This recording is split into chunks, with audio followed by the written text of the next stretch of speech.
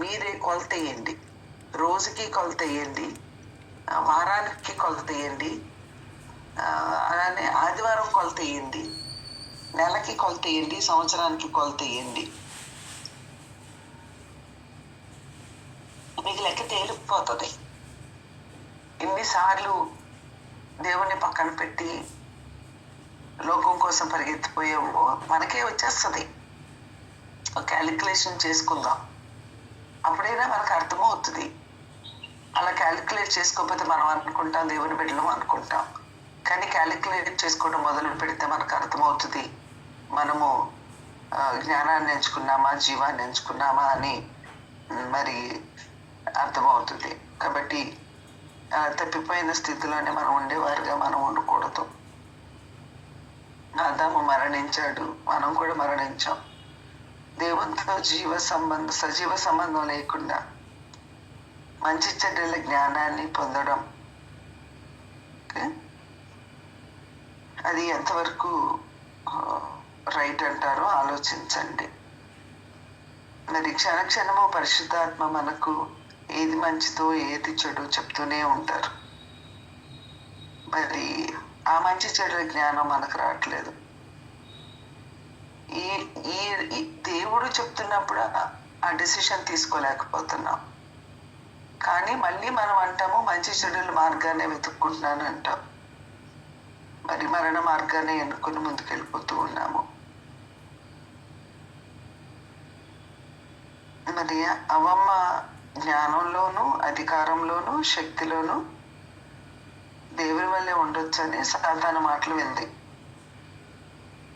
దీనత్వంలోనూ పవిత్రతలోనూ ప్రేమలోనూ దేవుని వల్లే ఉండొచ్చని యేసు మనతో చెప్పాడు.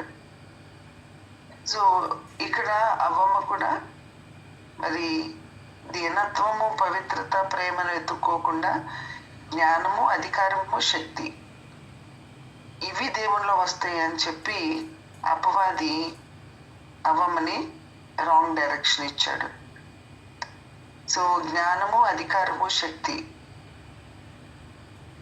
జ్ఞానంతో ఆత్మీయత, అధికారంతో ఆత్మీయత, శక్తిలో ఆత్మీయతకిను దీనత్వంలో ఆత్మీయతకు, పవిత్రతలో ఆత్మీయతకు, ప్రేమలో ఆత్మీయతకు చాలా డిఫరెన్స్ ఉంటుంది కదా. మరి అవ్వమ్మేమో జ్ఞానము అధికారము శక్తిలో ఉండే దేవుణ్ణి ఎతికింది. యేసు ప్రభు ఏమో దీనత్వము పవిత్రత ప్రేమలో ఉండి దేవుణ్ణి వెతికి దేవుని కుమారుడిగా నిలబడి, అంటే మొదటి ఆదాము కడపటి ఆదాము డిఫరెన్స్లు అనమాట ఇవి. సో మొదటి ఆదాము వెతికింది ఏంటంటే జ్ఞానము అధికారము శక్తి దేవుణ్ణిలో వెతుక్కున్నాడు. అవి కూడా ఉన్నాయి దేవునిలో, కానీ అవి పట్టుకున్నాడు మొదటి ఆదాము. రెండవ ఆదామేమో దీనత్వము, అంటే రెండవ ఆదాం అంటే యేసయ్య. రెండవ ఆదామేమో దీనత్వము పవిత్రత ప్రేమ దేవుణ్ణి వాటిలో వెతుక్కున్నాడు. సో ఈ రెండు సందేశాలను బట్టి మరి నువ్వు సాతాను విశ్వాసివా దేవుని విశ్వాసివా అనేది నీకు తెలిసిపోద్ది. లేదా మొదటి ఆదాము యొక్క సంతానమా రెండవ ఆదామైన యేసు సంతానమా అనేది అర్థమైపోతుంది. సో మీరు ఈ రెండింటిని డిఫరెన్స్ చూసుకోండి, కొలతేసుకోండి. జ్ఞానము అధికారము శక్తి, దీనత్వము పవిత్రత ప్రేమ, ఆ మూడు దేవునిలోనే ఉన్నాయి, ఈ మూడు దేవునిలోనే ఉన్నాయి. దేవునిలో ఉన్న ఆ మూడు పట్టుకున్న వాళ్ళు మరణించారు, దేవునిలో ఉన్న ఈ మూడు పట్టుకున్న వాళ్ళు జీవిస్తారు. సో నువ్వు జీవించాలనుకుంటున్నావా మరణించాలనుకుంటున్నావా అనేది నువ్వే డిసైడ్ చేసుకో. అపవాది యొక్క స్వరము దేవుని యొక్క స్వరానికి మధ్యలో తేడా అని తెలుసుకుందాం. సో అపవాది స్వరం ఎలా ఉంటుందో తెలియాలి. నా గొర్రెలు నా స్వరము వినును అన్నారు. ఆ రెండు కూడా ఇమిటేట్ చేస్తాయి అన్నమాట. కొంతమంది టోన్స్ని ఇమిటేట్ చేస్తారు, నడకల్ని ఇమిటేట్ చేస్తారు. మీకు కూడా దొరికే ఉంటారు. మీరు కొంచెం బాగుంటే మిమ్మల్ని కూడా ఇమిటేట్ చేస్తారు, మీరు నడిచినట్టు నడుస్తారు. కొంతమంది అయ్యగారులు ఇమిటేట్ చేస్తారు, అయ్యగారు లాగా మా అయ్యగారు లాగా నడవాలి, మా అయ్యగారు లాగా మాట్లాడాలి, మా అయ్యగారు లాగా జీవించాలి అనుకుంటారు. కొంతమంది అమ్మగారులు ఇమిటేట్ చేస్తారు, చిన్నపిల్లలు తల్లిదండ్రులు ఇమిటేట్ చేస్తారు. సో అట్లా ఇమిటేట్ చేయడం అనేది వాళ్ళ లక్షణాలు నచ్చినప్పుడు వాళ్ళలాగా ఉండడానికి ప్రయత్నించడం అనేది జరుగుతూనే ఉంటుంది. అట్లానే మనం కూడా అపవాది పిల్లలు అయితే అపవాది ఏమి కోరుకుందో, అపవాది కోరుకున్న ఈ మొదటి ఆదాములో కూడా కనిపిస్తున్నాయి కదా. మొదటి ఆదాము కూడా అవే కోరుకున్నాడు. ఆ మొదటి ఆదాము సంతానం అయితే నువ్వు కూడా అదే జ్ఞానాన్ని, అదే అధికారాన్ని, అదే శక్తిని కోరుకుంటావు. అదే కడపటి ఆదామైన యేసుని వెంబడించిన వ్యక్తులమైతే యేసు తండ్రిని వెంబడించారు. మరి మనము పౌలు యేసుని వెంబడించారు.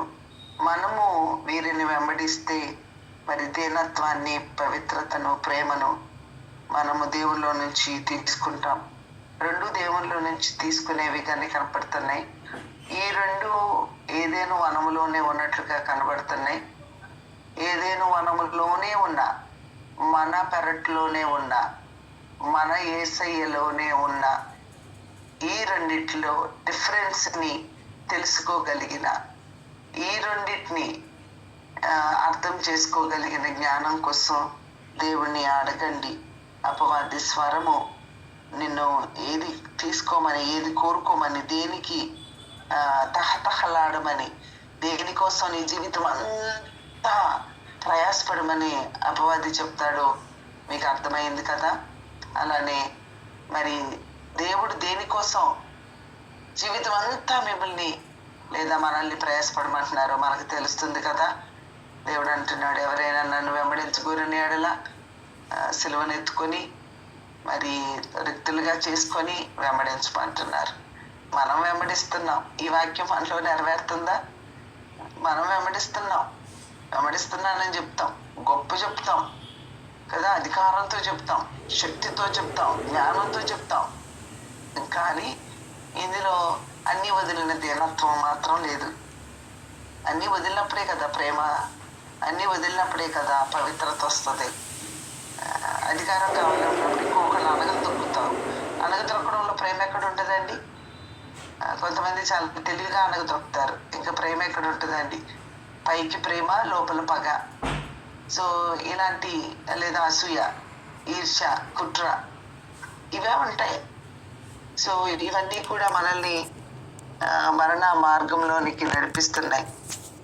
ఇది మనకు అర్థం కావట్లా, దాన్ని అర్థం చేసుకోలేకపోతున్నాం. అర్థం చేసుకునే కెపాసిటీని అపవాది దొంగిలించేశాడు.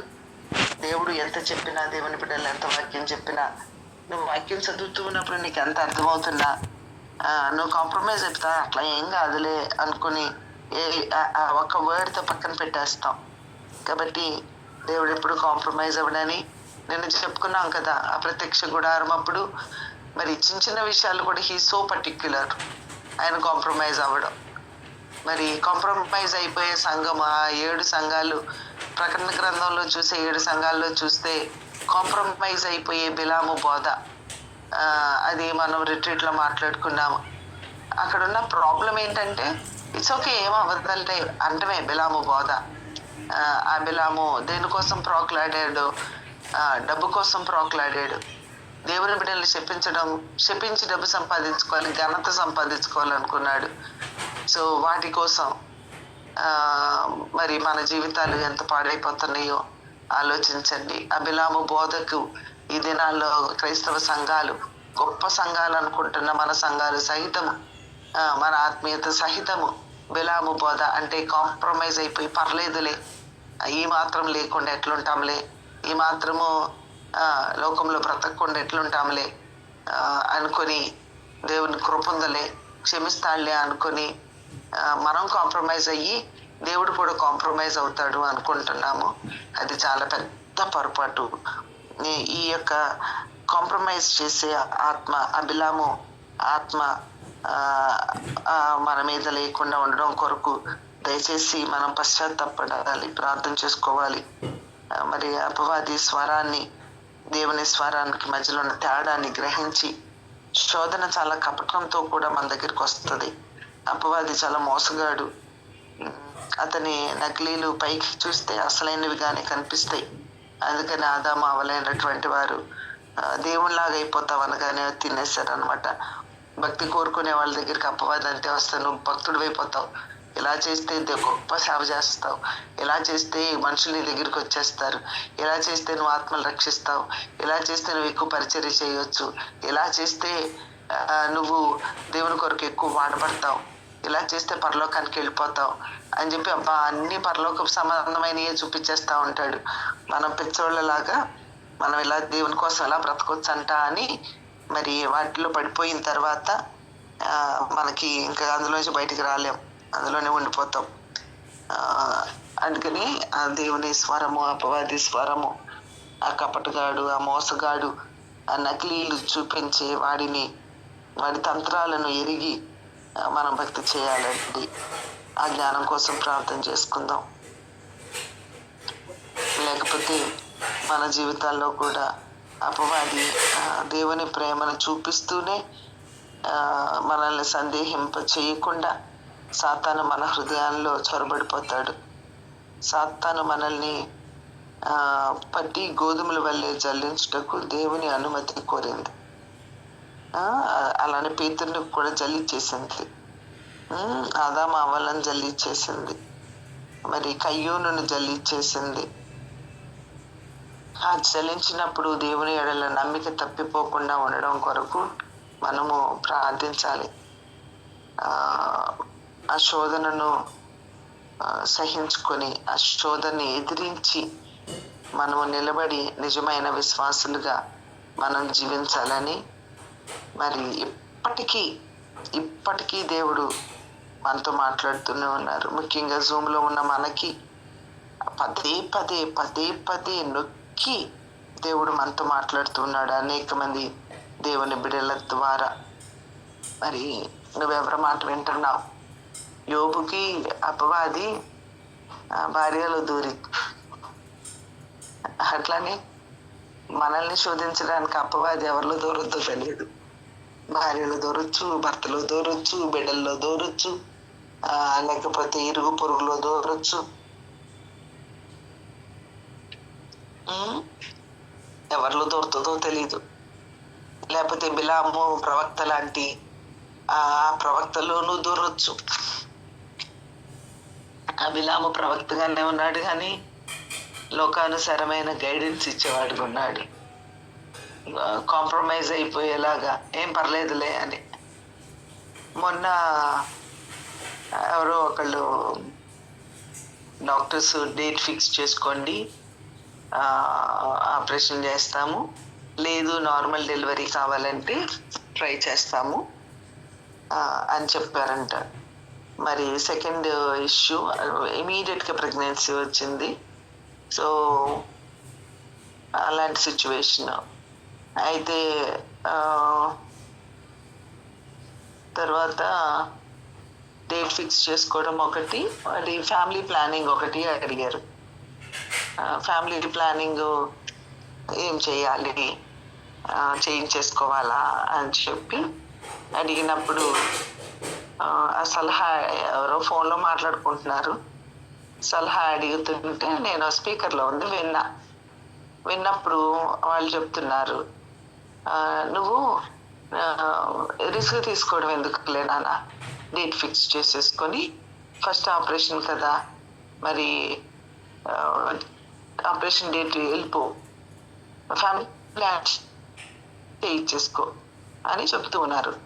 ఆ స్పీకర్లో ఉన్న ఫోను నేను వినడం జరిగి అప్పుడు నేను అన్నాను, పాపా నాకు అనవసరమైన ఫోను, కానీ నాకు దేవుని మరి మాటకి వ్యతిరేకంగా జరుగుతుందేమో అని నేను చెప్పా, ప్రేయర్ చేసుకోండి, ఇది కంప్లీట్గా భార్యాభర్తలైన మీ నిర్ణయం, అది మాది మీరు సలహా అడుగుతున్న వారు తీసుకునే నిర్ణయము కాదు.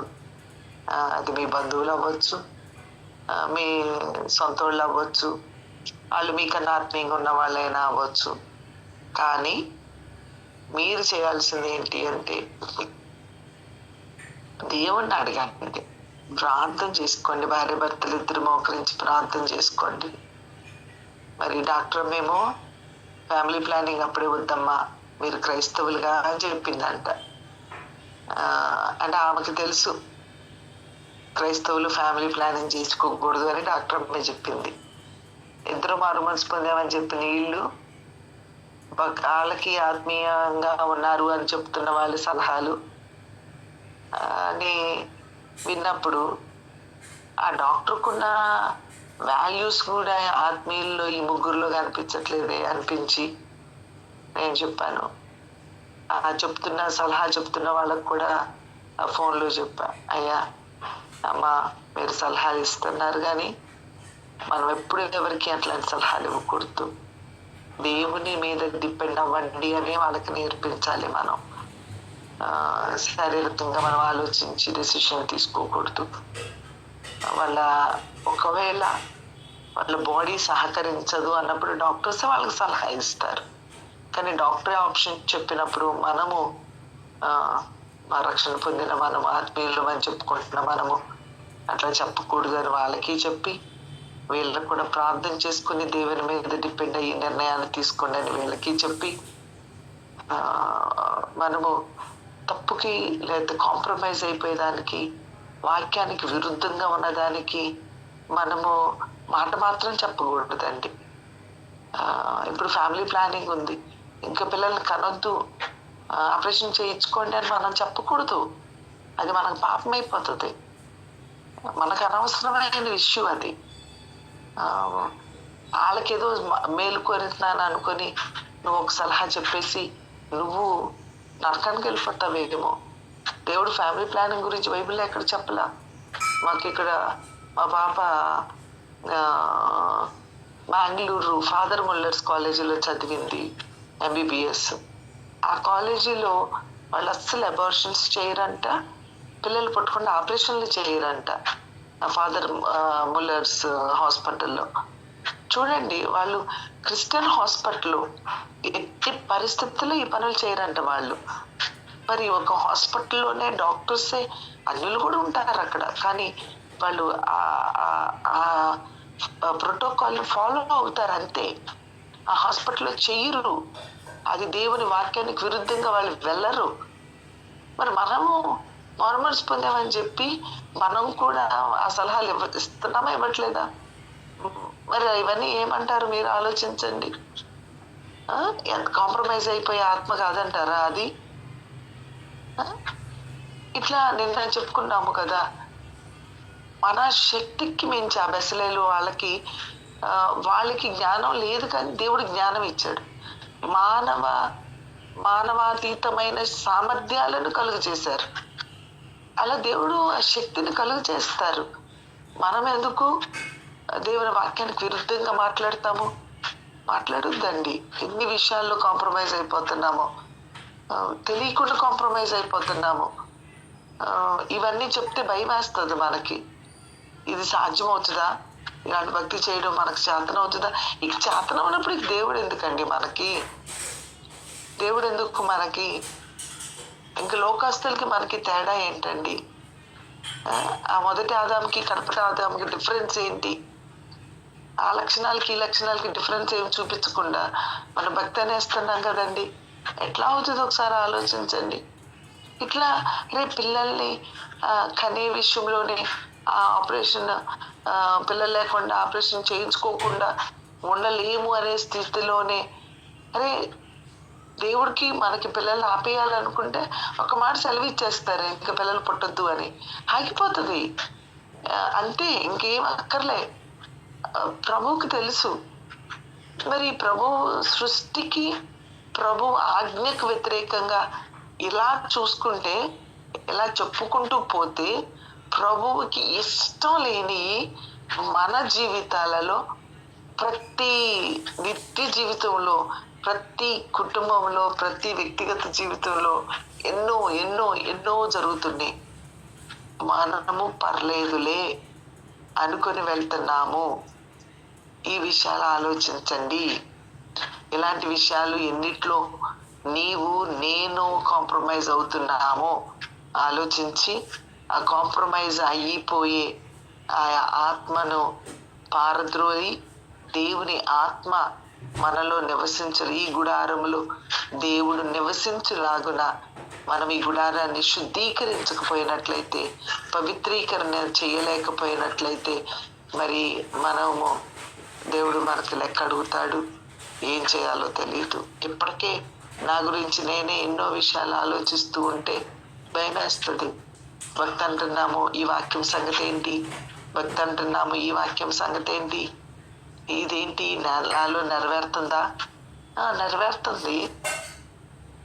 ఎక్కడో కొంచెం అవ్వట్లేదు అనుకుంటా, పర్లేదులే అనిపిస్తుంది.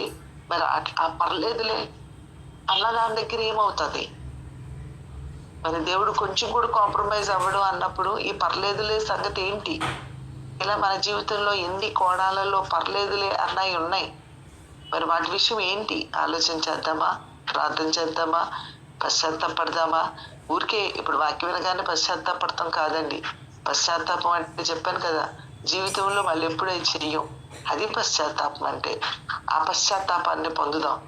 దానికి ఆలోచింపచేయాలి. ఉద్రేకంతో ప్రార్థన చేసేయటం కాదు. ఆలోచించండి, ప్రార్థన చెయ్యండి, నిబంధన చేసుకోండి. ఓకే, నిబంధన చేసుకున్న తర్వాత వదిలేయకండి, ఆలోచించండి. ఎక్కడెక్కడ కాంప్రమైజ్ అయిపోతున్నాం. ఇప్పుడు కొన్నిసార్లు ఇప్పుడు గుర్తురాదు, కాంప్రమైజ్ అయిపోయే సిచ్యువేషన్స్.